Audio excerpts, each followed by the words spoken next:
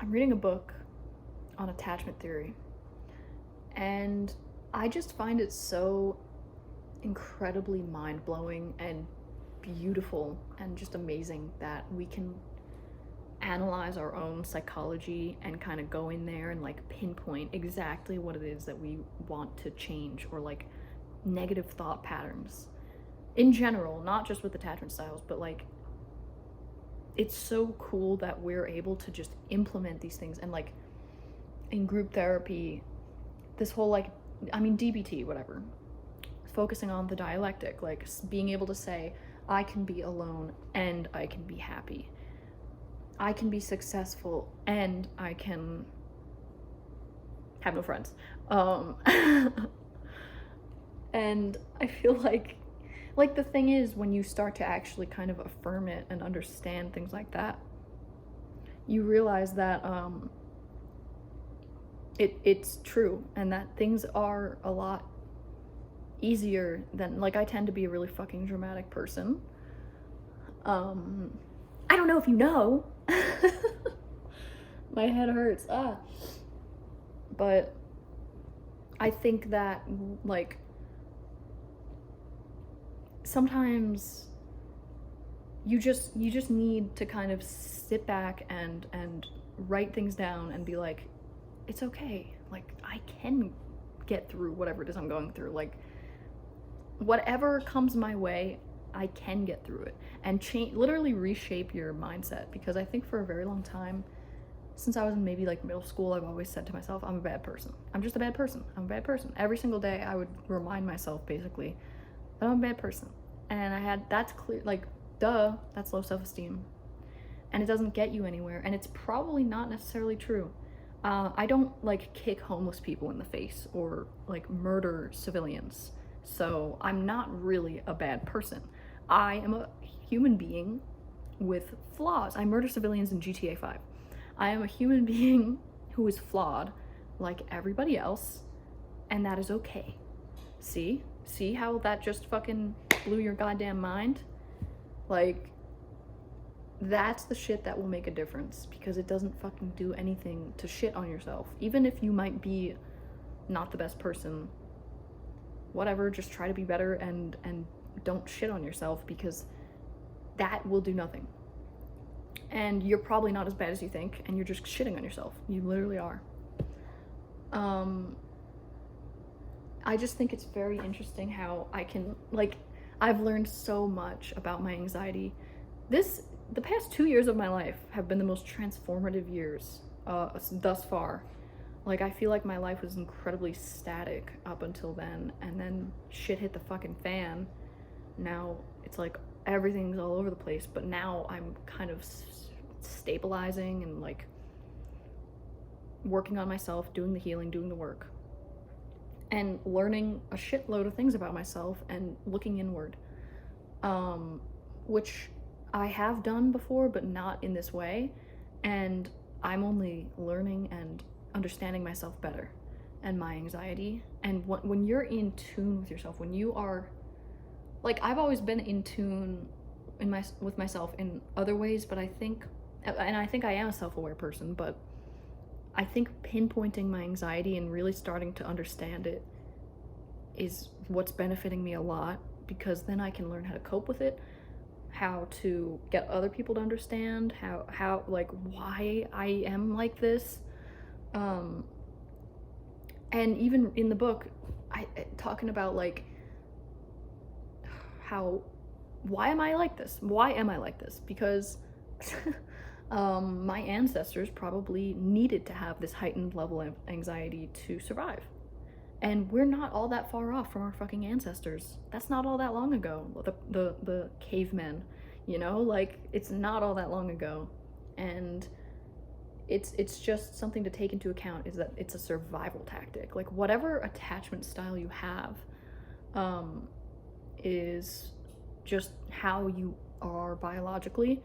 But that doesn't even, first of all, it doesn't mean that you can't work toward changing that and be aware of it. And that's the first thing, is like understanding it and then starting to implement changes and like being able to, that's what's so amazing about it, is I understand it, and then I don't feel so bad about it anymore. It's like, you know, yes, I have irrational fears, but it was how my ancestors survived. Like, I go into a panic, and it's not the worst thing in the world. A lot of people might think, wow, that's a really good strategy for, like, making sure that you're always safe, making sure you're okay, always being aware of the people around you, like that. These are things that come with the anxiety. So it's not always a negative thing. And just getting it under control and being able to, like, get it to a point where it's not making me unable to do things or causing me to have, like, panic attacks and things like that, like, that is what I need to be, that's what I need to work on.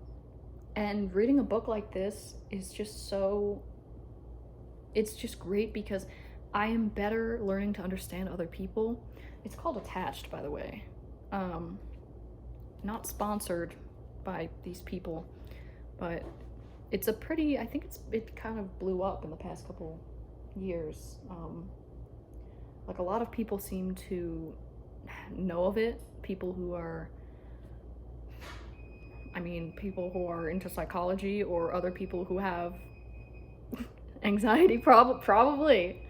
But yeah, like, I've heard a lot of things about it. And it's helping me. So, and I'm only 30 something pages in, and already I feel like good. I don't know. Like, that was just the introduction, really, that I read, the first, like, 2 chapters, I guess. And I feel like already I am benefiting. Being able to understand how you work and how other people work. I should have fucking majored in psychology. I'm gonna have a career change. Oh man. But, you know, being able to understand people can help you so much, because then you can navigate your own emotions, your own feel, like, yourself, and you can navigate why they might do things that they do. And I started to kind of realize the psychology of people, but not in a romantic way. Like, this is the romantic, like, relationship way of understanding people. I feel like what I was learning or starting to understand about people maybe last year or 2 years ago or so, was their psychology in the sense that what they do is like a projection of their own feelings, like, about themselves, their own experiences, their own insecurities. And that was something that benefited me to consider at that time, because I was still, and I'm still to this day, you know, I'm dealing with, like, the demons of my past, where people treated me like garbage, and I need to, like, let it go. And it's very hard for me. And I feel like having that in mind, having the fact that half the time people are not personally attacking you, like, it's not about you, it's really about them, having that in mind helps you a lot.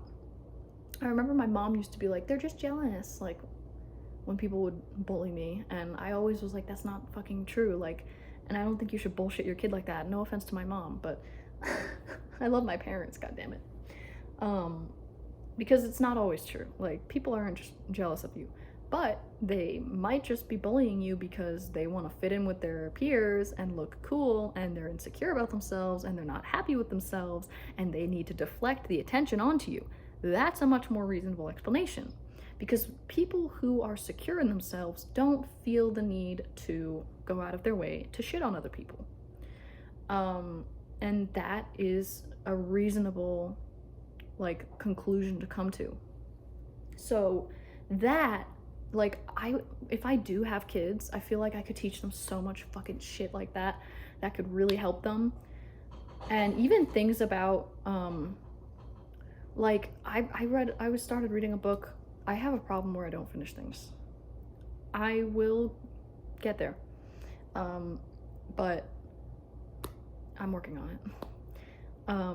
It was a book that pretty much talked about how men and women, their biology is completely different in terms of hormonal cycles, where men, like the work day works best for men because they have the highest amount of testosterone in the morning, and it's like highest in the morning and then it goes down, and then by the end of the day they want to relax, and that's how that works for men. But women have a whole different cycle. They have a 28-day cycle, and it's all about different parts of a woman, like a woman's menstrual cycle basically is what kind of dictates everything.